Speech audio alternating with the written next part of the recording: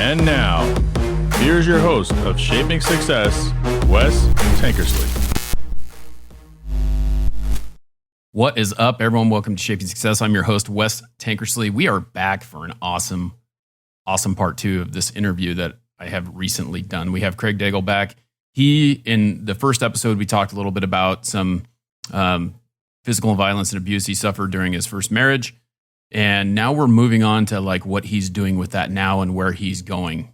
He's a coach. He's a Beachbody coach. He's doing a lot of stuff and he's trying to just make it better for everyone else and build himself up. And so let's keep this going. So here is part two of Shaping Success with Craig Daigle.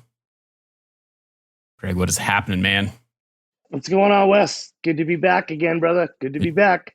Yeah, we talked last time. We talked a little bit about your situation before, and so everyone can go back and listen to part one about that because it was a really good episode. And unfortunately, with me, like when I'm doing these, like today is actually Saturday. The last time was a Wednesday, I believe, and I got to go to work, so I can't sit here and talk for like 2 hours because it could have gone pretty long.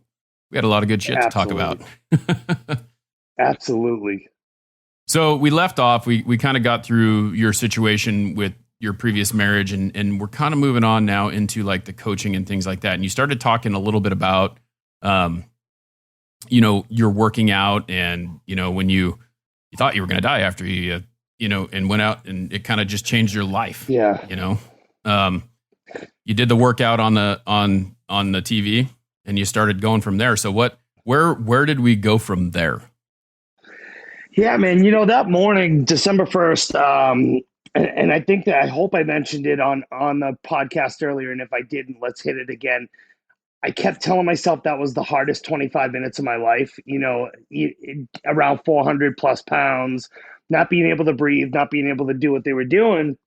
But something kept telling me like, no, being overweight, depressed, unhealthy, anxious, miserable, that was hard 24 hours a day.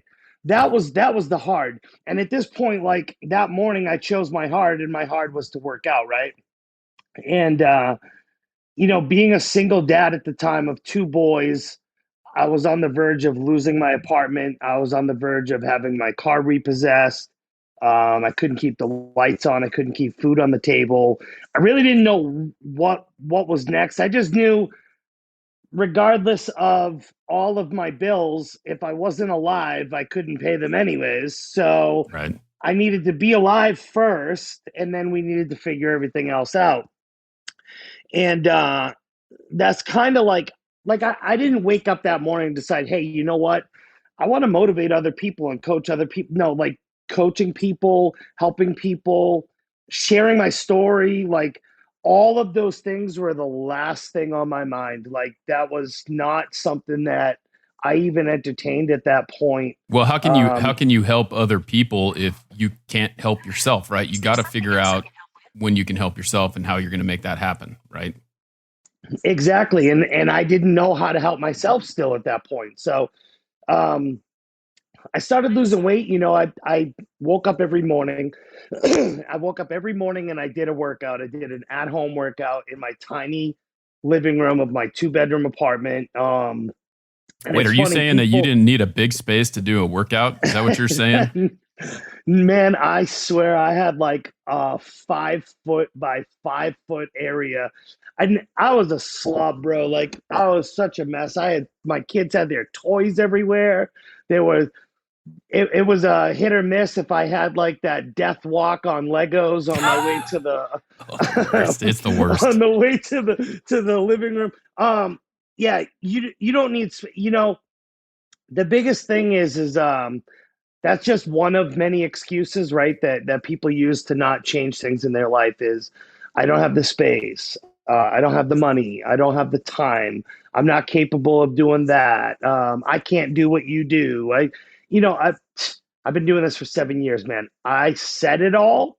So now I've heard it all resaid back to me, right? And it's still there though, right? Like, I mean, I think that one of the biggest things that people think is that it's easy to just like, hey, this is it. You still have in your head, hey, I'm going to go eat that cheeseburger. Hey, I'm not going to work out today. Hey, I'm not going to do the work today, right? Oh, 100%. Our journey is not a straight line. It's a marathon. It's not a sprint. There are so many ebbs and flows. Like I've been at my lowest weight. I've gained weight back over the 7 years. I've gotten comfortable. I've been remarried. I could throw so many different. I worked nights for 2 years. I still get excuses or try to utilize any what we call reasons to take our foot off the gas when we're doing things in our own life that betters ourselves. But at the end of the day, and one of my biggest reminders to myself is there is nothing on this planet that tastes better than healthy feels. And like when I was my healthiest, man, I was happy. I had more energy. I slept better. I didn't have to fight with acid reflux. I could run around with my kids and not need to stop for a minute and catch my breath. Right. There's so many different things that fall into it. And it's like, I remember just that first month of working out every single day, not just focused on me. And I'm sharing my journey. I'm sharing it with other people. And mostly I was just sharing it on social media because I knew if I called myself out publicly, that the type of man that I am, not just a human being, but the type of man that I am, I feel like a man is only as good as his word. And for a good portion of my life, I realized that I didn't respect myself enough to keep my word to myself. Like, Wes, if we lived close by and you were like, hey man, I need help moving a couch tomorrow. Can you come by? And I told you I was going to move your couch with you, I would be there and move your couch. If my boss asked me, can you work Saturday? I would work Saturday. I'd be there. Hey, can you come in early tomorrow? I would come in early tomorrow. But there's some level of when we tell ourselves that we're going to eat healthy, or we tell ourselves that we're going to start exercising again, or start a podcast, or write a book. I mean, you can literally put anything in there. It's so easy for us to talk ourselves out of doing something that we said we'd do for ourselves, because there's this root lack of respect that we have for ourselves. And it's hard to figure out where it stems from. It could be your childhood. It could be when you were in school, some teacher told you that you would amount to anything. Whatever it is that you're holding on to, that label that somebody put on you, number one, it's not true. And number two, it doesn't serve you anymore. Like, we need to pull that root. And that's where, real change really starts to happen. And Right. when I started pulling that root, that really helped me, because I was, nobody's going to want to be with an overweight, divorced dad of two who's miserable. And like all these things went through my head. And it wasn't true. None of it was true. And, going through domestic violence and verbal abuse and having things said to you, yes, they're just words. Yes, I could say that they didn't affect me, but I still heard them. Yeah. And your mind doesn't differentiate the difference between positive or negative words, true or untrue words. They just recognize words. Right. And a lot of times our language will dictate how we feel.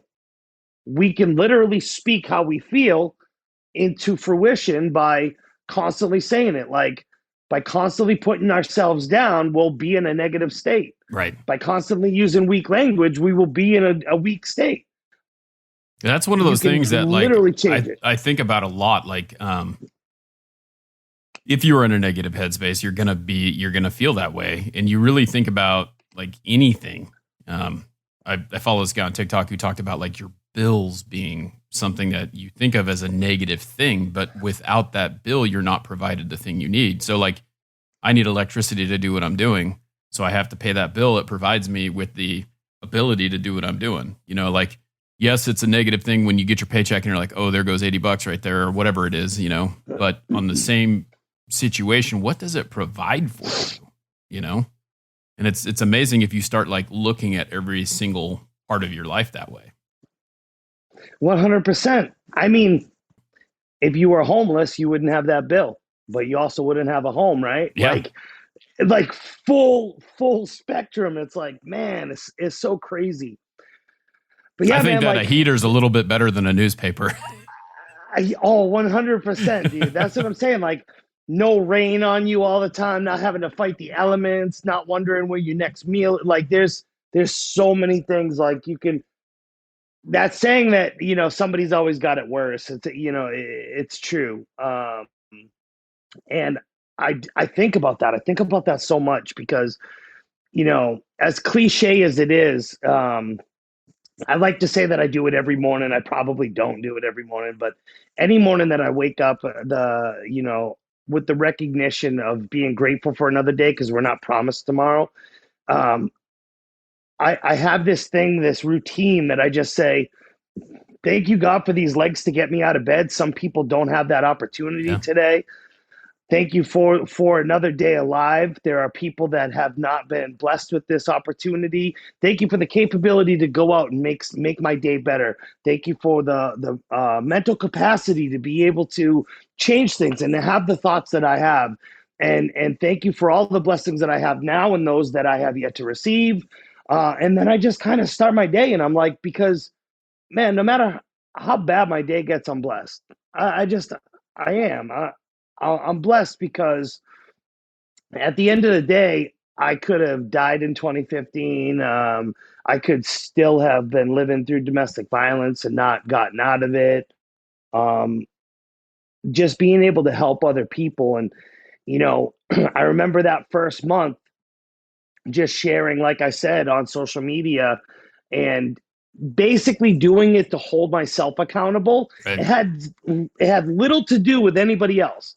But the interwebs, the interwebs are a weird place, man. And even more so the last few years, everything that is shared or posted is scrutinized, or like even just network marketing alone, which is Right. something that I spoke poorly of for years before I got involved and understood it better.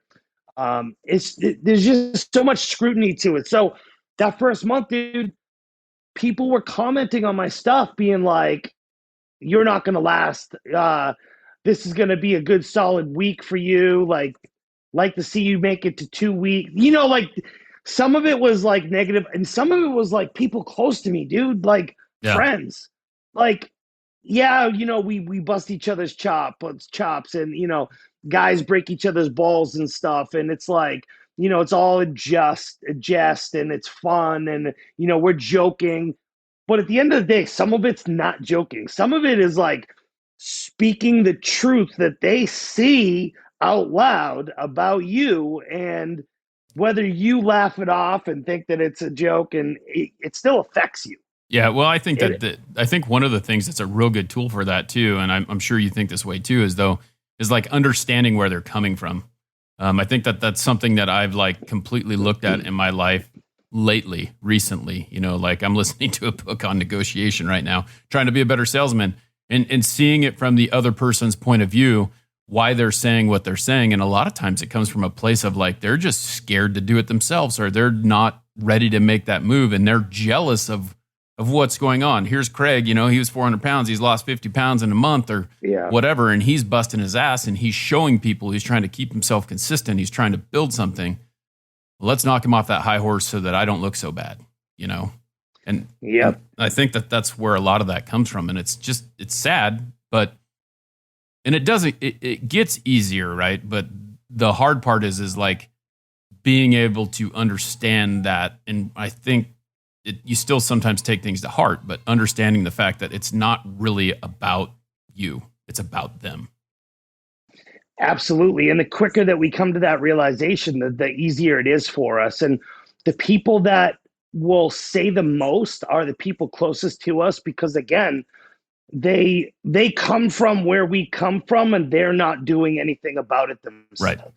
You are 100% spot on, Wes. It's without saying the obvious part out loud, it's jealousy, right? Yeah. It's jealousy. It's envy. They're envious that you're able to take your mindset and switch it from where they are, because when it's close friends and family, you guys tend to think alike, Yeah. be from the same places. And if they're not doing it, the easiest way for them to justify them not doing it is to wait for you to fail and want you to fail so they can say, ha, that's why I didn't do that with you. I knew you were going to do that. And then now, hey, now you're back here with me. Now we're back on the same level again because you failed, and here we go. So now we can be friends again. And then It's misery, right? Yeah. Remember misery when you tried that one time? That was just stupid. Yep. It's that's the thing. Like I think that's a great lesson. It's just like just figure that out, because you are who you hang out with, right? So I'm gonna say this, like I'm assuming that you probably knew some people around domestic violence. You probably knew some people who were in the same type of situation you were in. You probably hung out with them and they had choices, right? And you took the choice to better yourself and get out of that situation. And they could be still stuck in it, or they could still be just dealing with that situation and not in a place, but just jealous of the fact that you could get out of it, Yeah, absolutely. Absolutely. And it was the craziest thing. So that first month, I knew that I needed to do something. I knew that what I was doing was working, and I knew that it was going to come to a cost. And as I mentioned before, I was a single dad, full time with two sons. And, when I say that, I don't say this lightly, or I don't say this to be like, it was harder for me than it is for other people. If you're a single parent, it's hard, period. Yeah. My family lived 3,000 miles away, my immediate family. So if I had a sick kid, I wasn't calling my mom to go swing by the school to pick up my kid. I did have some people that I used emergency purpose only if needed. And I tried not to use them because I never knew when I would have no one, because it was literally just me. Yeah. It was just me full time. And I knew that I had to do something. And at the time, I only had that one workout, and it was DVDs. There was no online, sweat flicks where you could pick a program and do it. They didn't have that back then. It was DVDs, and, they had supplements. And I was like, you know what? My sister, in December, at the end of December, she had sent me a bag of their superfood supplements. It's a total nutrition supplement, it's a meal replacement. And that was a game changer for me, because that helped me learn a little bit about nutrition. And, getting that, it came with, some basic nutrition stuff, because even back then, they didn't offer the nutrition programs that they offer now. So I was kind of like going and figuring it out as I go.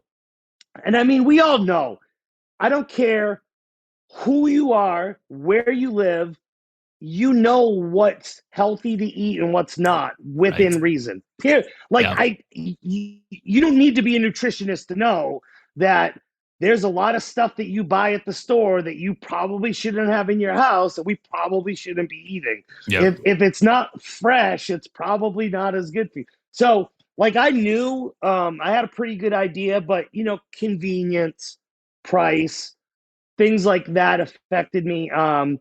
And I at the time, I didn't qualify for food stamps. I was, I made just a little bit too much, but not enough to pay my bills. And I was receiving WIC stamps for my youngest son, who was about to age out of that program. And I basically made $8 a month for produce last, couple gallons of milk, some yogurt, some bread. I stretched that out between myself and two boys, on top of, I did buy some groceries.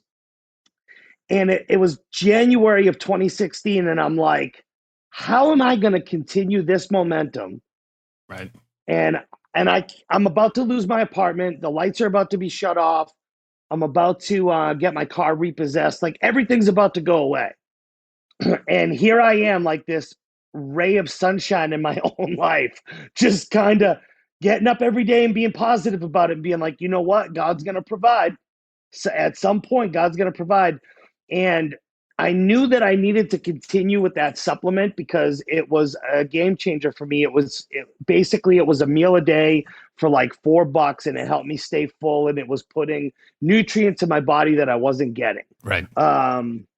So I took my credit card that had like the last $145 on it, and I did the scariest thing ever. That was like emergency purposes for food. And I went and I signed up to be somebody who represented the company as a network marketer, and got myself more supplements and a new workout program. And I immediately after I got it was about to send it back and get a refund, because I needed the money at the time. And my friends at the time that was surrounding me, knowing that I was doing this, the community of people that are associated with Body and Beachbody, they basically just said, hey man, like you could pay it forward by helping other people get started. And I remember, man, some of my best friends, one of their wives told me like, oh, you're a coach now. I know a dozen of those, because I did the customary network marketer thing of 7 years ago and made a post and was like, oh, I just signed up to be with this company. I'm a representative. If you need help, that was before people understood that people don't work with you to work with the company you represent. They work with you because of you. Yep. And that's really what makes me different from other coaches in our network is people work with me. They don't do it to work with the trainers we have or the nutrition programs. They do it to work with my experience and the tough love that I give to them with accountability and support. But she told me, she's like, you're too fat to coach people. I know a bunch of them. You're never going to be successful. All the things. And I remember that was the moment. It was 2 months of my journey. That was the moment when I realized I was like, oh yeah, well bet, watch this. Like, yeah, that's fine. I'm because I knew that this person was comfortable with me to be able to speak how they honestly felt, that if they felt that way, there was a good opportunity that a lot of other people on my social media and in my life thought the same thing. right. And I say, you know what? If that's the case, I need to do something about this. I have a lot of people to prove wrong. And that month, it was that first month, because I signed up to be a representative in the end of January. By the end of February, my lights were paid, my car payment was made, and my rent was paid for the first month. And that helped really show me, the financial stance between having another stream of income, but doing it because I was helping other people better their life. And don't get me wrong, like I was not money driven at that point. I was survival driven. So for me, I didn't care if I made another dollar. If I helped one person better their life, whether it was get out of a environment they didn't belong. And by environment, I mean a physical environment, a relationship, a headspace. If I helped somebody get out of an environment they didn't belong, then I was doing good in the world. And 7 years now, that's all I've done. Like I literally go and I speak at events and I share my story, I share my life, I share my experiences, because experiences are best learned secondhand. If I can teach somebody how to not have to go through some of the things that I went through by doing some of the other things that I've done, Yep. all the better. All the better. Like, it's incredible, man, to see how you can teach other people from your mistakes and use your mess as a message. So these speaking engagements, though, like, you're talking about Beachbody is a rep that, you work for them, you're a coach for them, but your speaking engagements are separate from that, right? Or they contain that, or how? Both. Both. It's both. So over the last 7 years, I've probably spoken at, I would say, a dozen events with Beachbody and probably a dozen events without them. During the pandemic, it kind of slowed down a little bit because in-person events were a little bit harder, and I've gone more virtual, doing more podcasts and things like that to just really help other people know that no matter what they're going through right now, it's temporary. By them even just listening to somebody's podcast and hearing that there's hope at the end of the day, like I just want to continue doing that. But I used to speak at events, usually like 1,000 people or whatnot for Beachbody events, local events in and around New England and Boston, New Hampshire. I would go visit some of the live events in Maine. I didn't actually speak at any of the main events, but Connecticut, Rhode Island, Massachusetts several times, New Hampshire's. And then I started putting events together. And then I would speak at events about domestic violence and drug abuse, a couple of community outreach events. I would go talk to those. Obviously, it's a different conversation. With Beachbody, it's the whole story. Right. With domestic violence events, it's domestic violence and how I circumvented things like that in my life. But, it was crazy. Single dad, I started that stuff in 2015, right? So 2018, I'm just kind of like bebopping along. I'm probably in some of the best shape of my life in 2018. And I'm in a group of 50,000 people, okay, on Facebook. And we are basically the coach launch group of this new program that came out, okay? Because Beachbody comes out with programs every quarter. From the old school Insanity P90X days, there is like 40 to 50 programs now on our online, I call it Sweatflix. Yeah, it's not a DVD anymore. No, it's an online fitness library. And it's nutrition, there's a cooking, there's tons of stuff. But anyways, so I'm in this group on Facebook, and I remember at the time I was the dancing dad. Okay, I can't dance, Wes. I got two, bro. I got two left feet. But every morning, so like it was how like things become routine. How like certain people you watch as influences on social media, they have that same routine. Like the video is the same, how they started because that's their brand. That's how you know them. Well, my brand in 2018 as a single dad was the dancing dad in his living room before every workout. My warm up was literally some 90s hip hop or R&B, and I would just groove on camera like a 15-second clip, and it became part of my day. And I would always add it to my post in this group.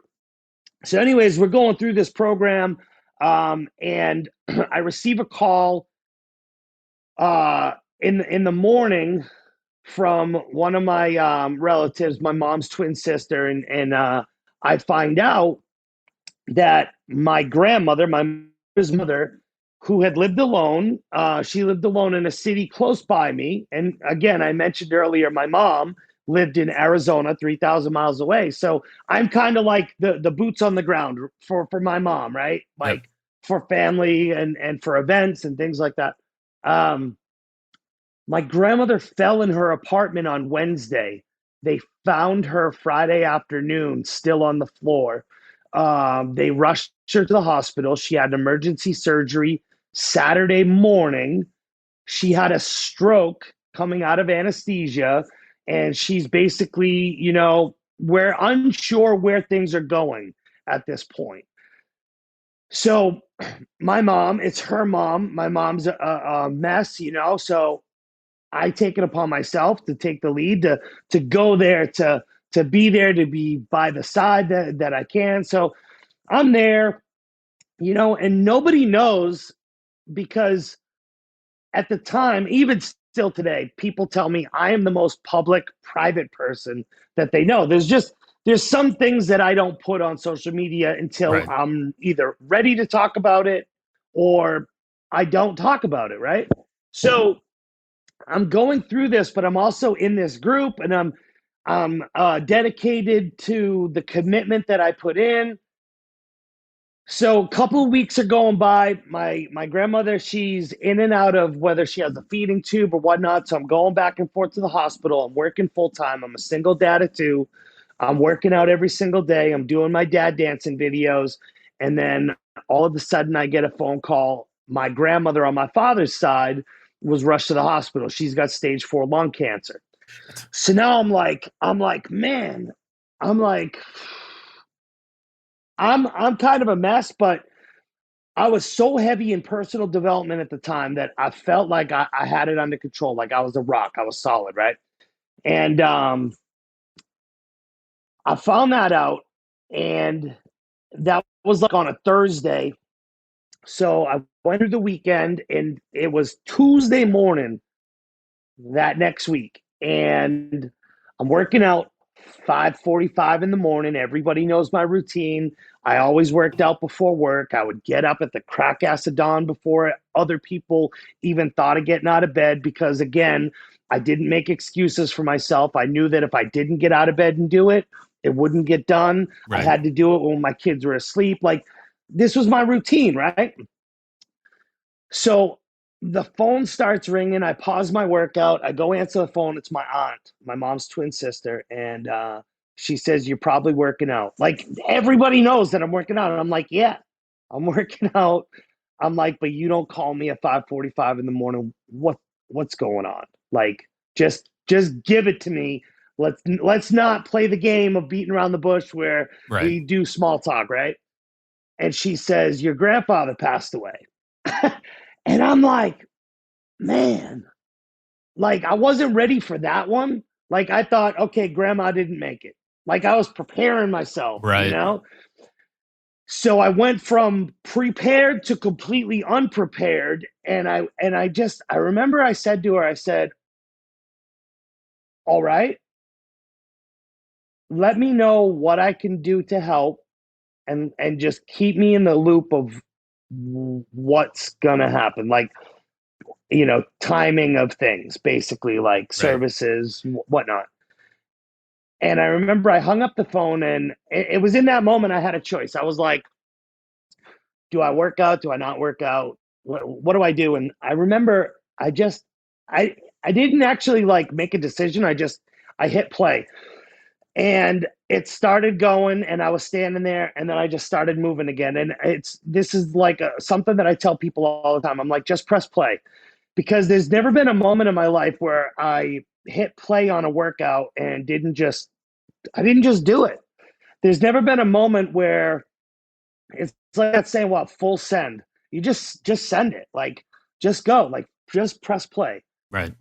I got done my workout, Wes, and I went into this group of 50,000 people, and you know I didn't post my normal post, um, and I didn't share what was going on. Nobody knew. Nobody knew in a network of 500,000 people, where everybody knew who I was. Everybody knew me as, the single dad who's changing his life, who at the time had lost, 145 pounds, speaking at events, doing all these things, traveling around the country. Nobody knew the pain that I was going through in the middle of my journey when I was at some of the best health of my life, right? So I posted in the group and I wrote, "Nobody knows what your battles are. Whatever it is that you're going through, do yourself a favor today and just dance through the music." And I posted my dancing clip. And I didn't go on social media at all that day. And in a group of 50,000 people, of where you're, a popular person or somebody that is followed and inspired and empowered by many, there were a lot of comments. There were a lot of people, prayers up, thinking about you, caring about you, hope you're all right. Because they knew something was wrong. They just Something was didn't know right. what was wrong. Yeah. And I'll never forget, there was this there was this comment that was about this big on there. And I'm like, who took the time to like, I had to read it, because the rest of them were like a few words or a line. Yep. And I remember reading it, and I didn't know who this woman was. It was this absolutely gorgeous little profile picture, and it basically just said, "Dear Father of Abraham, Isaac, and Jacob, the great I am, please shine your face upon this man. You know, give him your eyes to see, your ears to hear, and your heart and your mind for understanding and patience. Please take him through this storm and help him dance through this battle any way that you see fit." And and I'm paraphrasing, but it was that intentional. Yeah. And I'm like, I got to reach out to this woman and thank her, because that meant so much to me. Like, that was what I needed at the time. That was exactly what I needed. So I reached out to the woman, and she had a Facebook profile that had one picture of herself, and then a plate of food, because we're, coaches and we share our nutrition. It was the typical stereotypical page of somebody who was working with our network, of what was on the page, like the graphics wise and all these things. And I'm like, man, am I being catfished by somebody right now? Like, is this a real person? And I remember I sent a message, and I was like, look, I don't know who you are. Never met you before in my life. I don't know if I can even express how much your words meant to me. You don't know what I'm going through. That really means a lot to me. If I can ever pay you back or take you for coffee, I don't even know where you live, because the page had nothing. It was basically a bare page with like 40 friends, a profile picture, and a plate of food. That was it. And they wrote back, and I had sent a voice clip just saying, with my voice, because at the time it was when I really learned how important a video clip or a voice clip in a message was, versus just sending text without any emotion. Yeah, you lose the context of the whole situation, because you can't hear the inflection in the voice or the exactly facial expressions. I hate typing. It's me too. So after I had sent the typed message, I had sent a voice clip, and I basically just said, look, if you live near me, I would love to buy you a cup of coffee and just thank you and get to meet you, and just let you know maybe what I have going on, because it shows that you actually care, Yeah. And I got this voice clip back, and it was this this very petite, like, I thought for sure it was a 40-year-old man in the Middle East somewhere. Like, I was waiting for it with like a big beard. I got this voice clip back of this like very petite, soft-spoken woman with at the time what sounded like some type of a Western or a Southern drawl, and I'm like, this woman lives nowhere near me. There is no possible way. She doesn't live in Oklahoma, does she? She does. She does. And I remember I was like, can we get on a call? And we got on a call, and man, I talked to her every single day from that moment on about everything. And she told me that she originally wrote out that prayer, and not knowing what somebody's relationship is with God, or what they believe, what religion they walk in, what God they pray to, if they pray, that stepping out like that was scary. And she had deleted it the first time that she wrote it, and something told her to go back and write it again, and she did. And I'm so glad that she did, because months and months and months had gone by, and I got invited to speak at an event in Indianapolis, Indiana, which the story gets even funnier, because me coming from New England as a New England Patriots fan, Tom Brady fan, and I was a fan before they won things, guys. Yeah. So anybody listening to this, like, I was a fan when Flutie and Bledsoe ran the helm. Anyways, so Indianapolis Colts are like the biggest rivals, and the stadium that I'm going to go to speak at is Lucas Oil Stadium, which is Indianapolis, Indiana.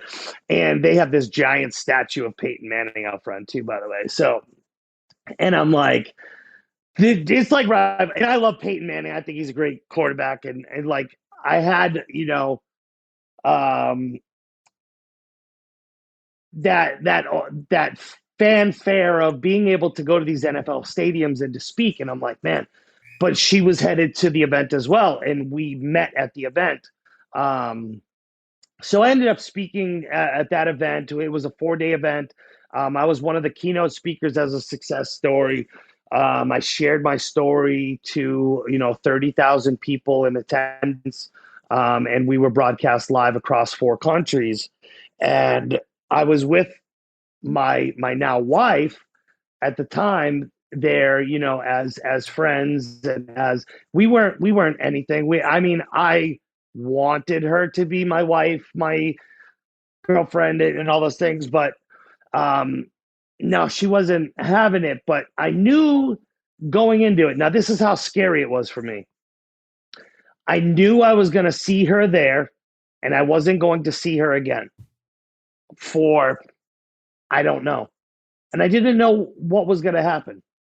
I went there with the intentions to propose to her at the event before I flew home. And on June 24th, the morning of June 24th, I was like, hey, you want to go watch the sunrise? And we recorded the sunrise out in front of Lucas Oil Stadium. And the whole time I'm sitting on the steps staring at Peyton Manning going, man, you're going to watch this whole thing unfold, you stone bastard. And she didn't know. I had my GoPro set up to catch the time lapse over the city of the sunrise, but I also had my cell phone there to set up, for pictures and whatnot. And I was recording the whole time, and the sun started coming up, and I just dropped on my knee and asked her to marry me, and she did say yes. Obviously, I'm in Oklahoma. Yep. We we have a child together. We have a 3-year-old son. She moved to the East Coast with me for about a year and a half, and then we decided in 2019 to move here. It was closer to the end of 2019 when I got to Oklahoma, and it was just absolutely been bananas ever since. But You have not assimilated though, because you still have the accent. So you're gonna have to work on this. I'll drop a y'all every now and then, but you can tell it's a Boston You y'all. can hear like it. it's not a Oklahoma. And it's funny too, when I meet people out here, they're like, where are you from? And I'm like, what do you mean? I don't sound like I'm from Oklahoma? And they laugh. And I'm like, I'm from far east Oklahoma. I'm from Boston, Oklahoma area. And, because nobody really knows the small town in New Hampshire that is 30 minutes north of Boston over the Massachusetts border that I actually grew up in. Yeah. So I just say Boston, and people like, I know where you're from. So, but yeah, I grew up. I was born in Massachusetts, but I grew up on the border, spent a lot of time in and around, Massachusetts, and, going to Celtics games in Boston and things like that. But yeah, I don't know that. I mean, I moved here just before I turned 40, so I don't think that you can work 40 years of New England out of somebody, but we'll Right. see. Well, yeah, we'll find out. We'll check back in 10 years and see if you riding a horse. I will ride the crap out of a horse. No, but I don't know that the accent will go anywhere. Yeah. I don't think it's going to go anywhere. You got to say yeehaw a few more times and you'll get there. Exactly. I mean, I've been catching up on Yellowstone. If I watch Yellowstone enough, I think that I might be able to merge the two. Oh man, Craig, this is a great story, and I'm so appreciative for you to come back on a second time and just kind of work us through it. What's next? Why don't you tell us what's next, where we can find you? What do you want people to know? I mean, man, for me, what's next is to just continue what I'm doing. I don't care if I only help one person, that's the goal. Then my job is done. I just want to continue to share my mess as a message and to let people know that there's hope. I mean, you can find me anywhere, unfilteredlifecoach.com. I'm on Instagram as the official Craig Daigle, just so that somebody doesn't try to be me, because it happens all the time. And then Craig Daigle on Facebook. I have branded myself as the Unfiltered Life Coach over the years, and the main reason is because through the 7 years of me being a coach, I've said it all and I've heard it all, and it's very hard to BS somebody who used to BS people, Right. right? And when I say that I'm the Unfiltered Life Coach, I say that because I'm raw, I'm honest, and I'm unfiltered. Like, I'm not going to filter things for my clients. And trust me, I don't win all the time. Right. Not every single one of my clients are successful. The ones that are the most successful, though, have worked with me through that tough love moment of where I'm like, dude, do you hear what you're saying? Do you hear yourself? Like, some of them, the ones that have had the biggest, I mean, I got a woman right now that is in the running for the most coveted award that Beachbody gives for people for their transformation. They're actually segueing and changing it after this year. So she has the potential to be one of the last ones for this award, and it's a transformation award. Yeah. She's lost over 165 pounds working with me. She's had brain surgery twice, a hernia surgery. She was in a car accident, and she suffered from preeclampsia after her second birth, but also came home to catch her husband cheating on her. And it's like that all happened while I've been coaching her. Mm-hmm. So for her to go through all this stuff, like, she was in a hospital room after surgery focusing on her nutrition. She wasn't working out. Her and I were working on a meal plan. Yeah. Her and I were working on different things together, and she's in the running to win $100,000 this year and share her story. And I'm just so proud of these people. She's probably one of the most coachable people that I've worked with in 7 years, because she asks me a question. I give her, a couple different options, and she picks one and just does it. Yeah. She doesn't argue with me. She doesn't fight about it. Because she knows that this is going to work, right? And then some of the other ones that have had the biggest turnaround for me working with me have gotten that tough love where I'm like, stop BSing yourself. Like, the only BS that I want in their life is a belief system. Yeah. And if they don't have that, it's very hard to continue on. And I've had people tell me that they're not talking to me after a conversation that we've had. And then they come right back and do some of the biggest things in their life right after that, because it's the realization that, like, I'm not there to, like, hurt people's feelings, and it's not like I'm not being mean to them, but tough love is still love. Yeah. It's a matter of being able to take that critique and that criticism. And I for one need it too, Yeah. because I can't help people without knowing how I can change and be better. Yeah. So I often ask my clients, I say, is there something that I should stop doing, start doing, or continue doing that you think has been beneficial to you? And those three questions change the game for you. And, the most uncomfortable one for people is stop doing, like, people won't give it. And I tell them, I'm like, look, I'm not going to be mad. I can't change if you don't tell me. Right. Is there something that I do that you really want me to stop doing and you'd really like me to start doing more of? And I've gotten some great feedback over the years for that.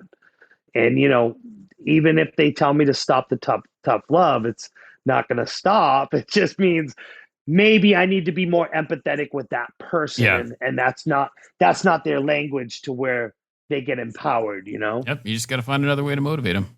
And it sounds like that's Exactly. what you do. Well, with that, man, I appreciate it. And I just wanted to say thanks again. And we'll definitely have to catch up soon and do this again and see where we are in a couple of years or next year or where it's at, because great conversation. Absolutely. And, I think that We need to do a Shaping Success live sometime somewhere. Maybe we could do some live Q&A. Let's plan for after you drop these and people get to I'm talk, and down. we'll generate an audience for a bit, and we'll just do a lot of Q&A, me and you, and we'll bring people on that might have questions stemming from what you and I talked about. I love it. That's awesome, man. Let's do it for sure. Sounds good. All right, man. All right, everyone. Well, thank you again for hanging out with us with this awesome interview with Craig. I wanted to thank Nikki Pavlovich, who is my one and only Patreon right now. You can be a Patreon by going to that link in my bio and signing up. There's a bunch of different levels. Help me grow the show. I can't do it without your help. Until next time, I challenge you to find the shape of your success.